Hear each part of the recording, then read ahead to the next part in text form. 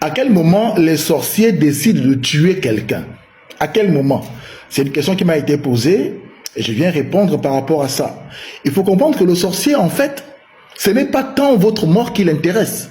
Le sorcier n'est pas trop intéressé à tuer quelqu'un. Par contre, le sorcier aime voir une personne souffrir. Parce que plus tu souffres, plus tu essayes de te battre pour sortir de tes problèmes, plus l'énergie dégagée quand tu sors, quand tu peux sortir de tes problèmes, est engagée, plus le sorcier est nourri. Parce que quand un homme a constaté que dans sa vie, rien ne va et qu'il se bat dans tout ce qu'il peut trouver pour sortir de son problème, il dégage une énergie.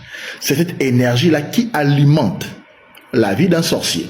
Donc le sorcier, ce n'est pas tant ta mort qui l'intéresse, mais c'est te voir souffrir, te voir devenir mendiant, te voir devenir moins que rien, te voir réduit à un niveau pas possible. Il peut même venir te dire, mais c'est pas possible, pourquoi tu souffres comme ça? Allons, je t'accompagne quelque part. Il t'accompagne même, voir comment tu te bats pour sortir de tes problèmes. Mais dans le fond, le sorcier n'est pas intéressé par ta mort.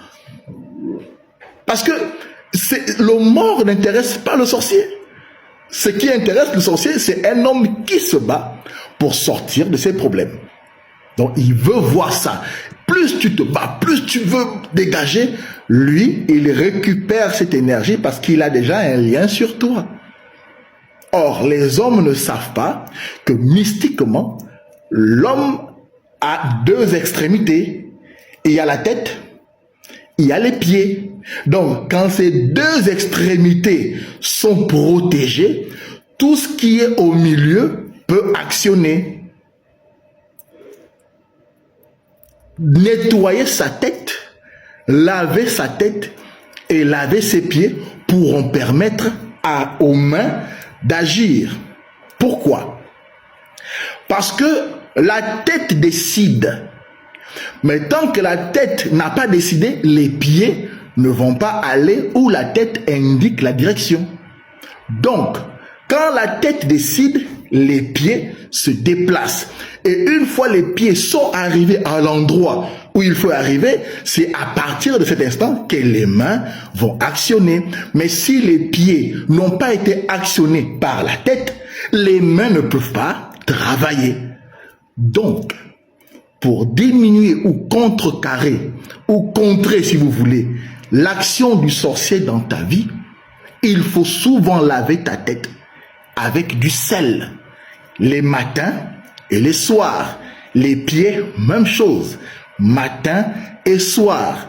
Laver les pieds jusqu'au niveau du mollet avec l'eau salée, dormir. Avant ça, laver la tête avec de l'eau salée et dormir.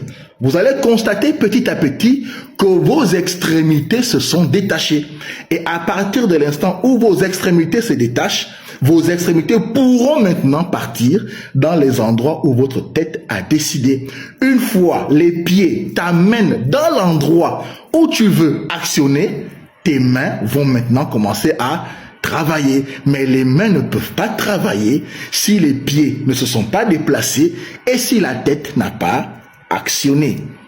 Donc, pour diminuer la fréquence sorcière dans vos vies, lavez vos têtes tous les matins ou tous les soirs avec de l'eau salée. En plus, lavez les pieds tous les matins et tous les soirs avec de l'eau salée. Ça va diminuer petit à petit l'action des sorciers dans vos vies. Parce que ce que le sorcier veut, ce n'est pas que vous soyez mort, mais que vous soyez bloqué. Bloqué avec l'envie de vouloir vous dégager. Et plus vous essayez de vous dégager, plus vous nourrissez les sorciers. Donc, détachez la tête pour que la tête réfléchisse mieux. Détachez les pieds pour que les pieds soient actionnés par la tête qui a dégagé. Ensuite, les mains pourront maintenant travailler. Ceux qui ont compris ça, ont compris